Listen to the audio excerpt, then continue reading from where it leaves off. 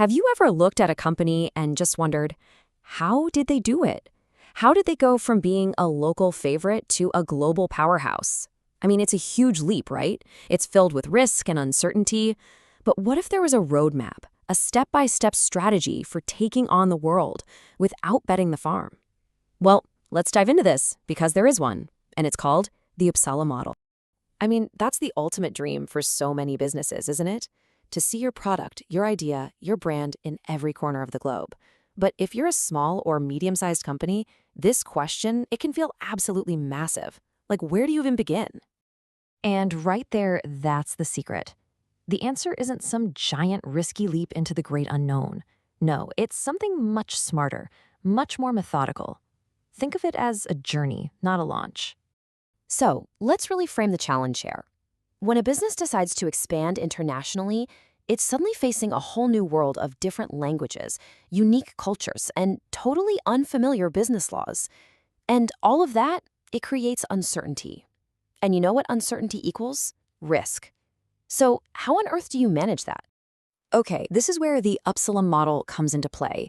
It was actually developed by some Swedish academics, and it's this beautifully logical strategy. The core idea is just so simple. Don't jump straight into the deep end. Instead, you expand in small, manageable steps, you learn from each one, and then you use that knowledge to decide what to do next. Exactly. It's the ultimate look-before-you-leap approach for business. You start small. Maybe you sell a few products in a country right next door. You see how it goes, you learn the ropes, and only then do you commit more resources.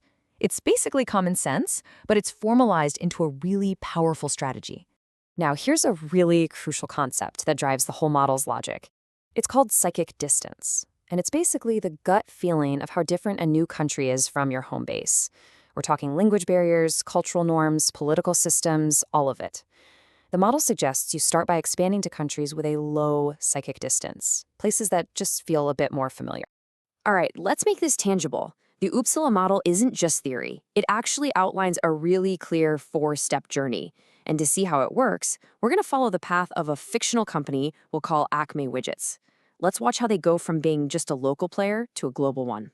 So, Acme Widgets kicks things off at step 1 with no real strategy. They're just filling occasional orders that pop up from a neighboring country. Super low risk. Then, seeing a little success, they move to step 2, and they hire a local agent in that country to represent them. Okay, a little more commitment, but they're still at arm's length. As sales start to grow, they take an even bigger leap to step 3, opening their own sales office abroad. Now they've got their own people on the ground. And finally, only when they have deep market knowledge and a ton of confidence, they hit step 4, full commitment, setting up local manufacturing. See? Each step is a bigger investment, but it's only taken after the last one proved itself out. And this just perfectly illustrates the model's core trade-off.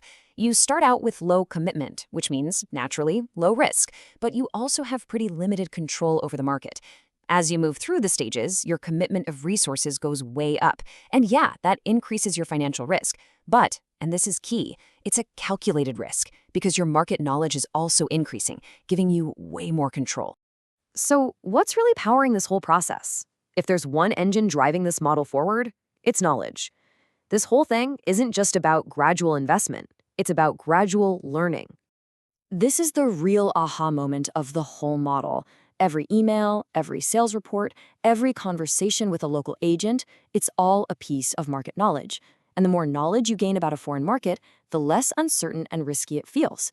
Knowledge is the thing that turns that fear of the unknown into a smart, calculated business decision. You can just picture this relationship, can't you? As the bar for market knowledge gets taller and taller, the bar for perceived risk just shrinks right down.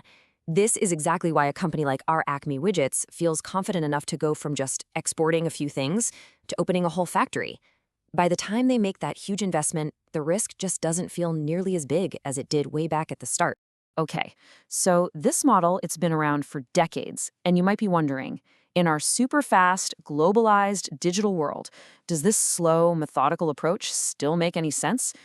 Well, the answer is a resounding yes. Its strengths are absolutely timeless. It minimizes the chance of some catastrophic financial mistake.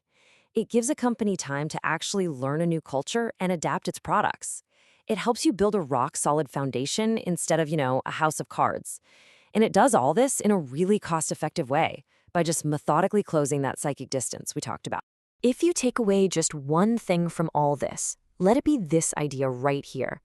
The Uppsala model teaches us that being cautious isn't the opposite of being ambitious. True sustainable growth, it's not about reckless speed. It's about being guided by what you learn. You go slow at first so you can go fast later.